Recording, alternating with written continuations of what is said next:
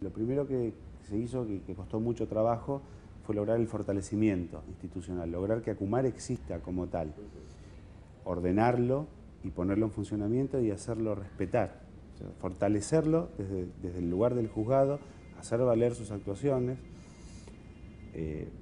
todo el aspecto normativo que hubo que crear, el aspecto reglamentario y poner esto en funcionamiento, y sobre todo el gran desafío sociológico-cultural que había de crear una autoridad de cuenca y ver que los tres estados tenían que trabajar en función de la cuenca y pensar en la cuenca como tal, o sea, en el concepto hidrográfico y político de cuenca, por sobre el de los estados.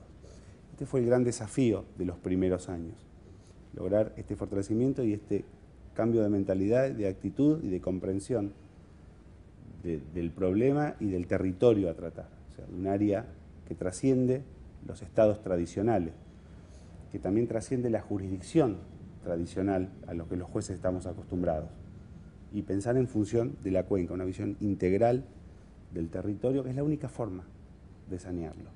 Eso fue el primer paso, que gracias a Dios hemos logrado, como también la autonomía financiera de la Acumar, independientemente de la injerencia de los estados.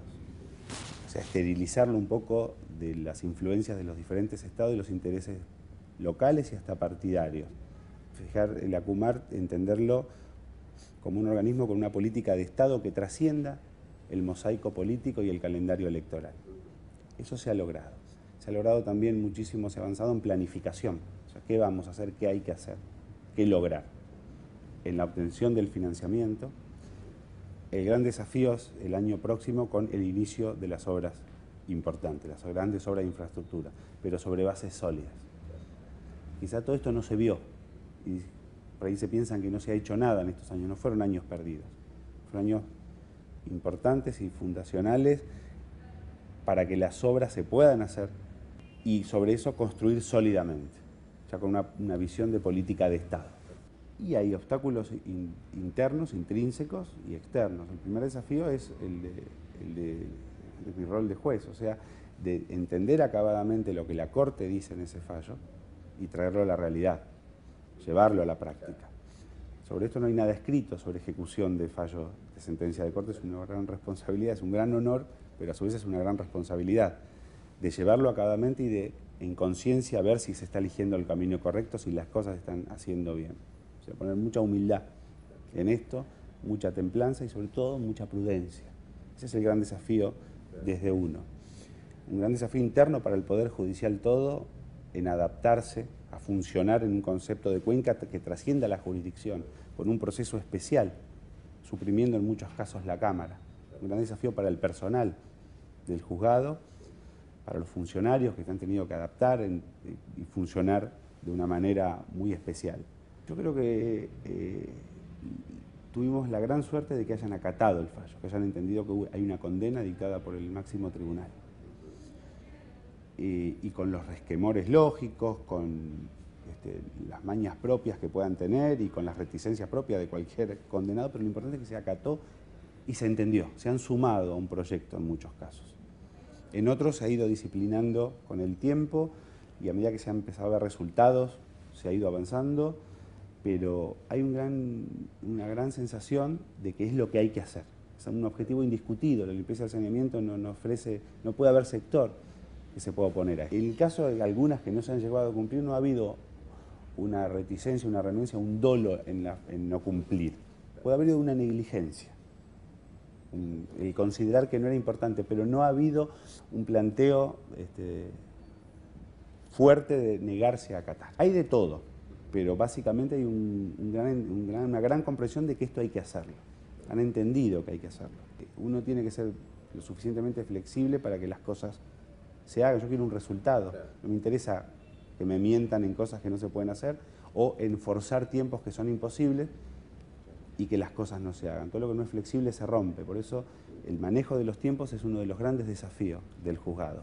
Esto habla de la gran madurez institucional de Acumar y del gran nivel de acatamiento que hubo al fallo y de la prudencia en cómo hacer las cosas. Usted fíjese que se multó, se pagó, institucionalmente no hubo ningún problema, no hubo ni renuncia, ni escándalos, ni renuencias.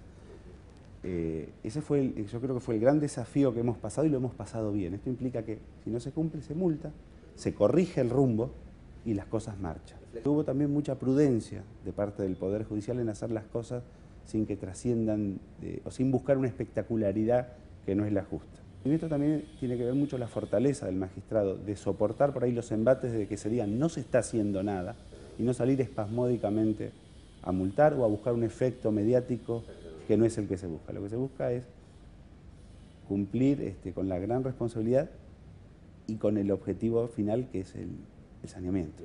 No hay algo que sea lo más difícil. Son varias cosas. Son varios aspectos.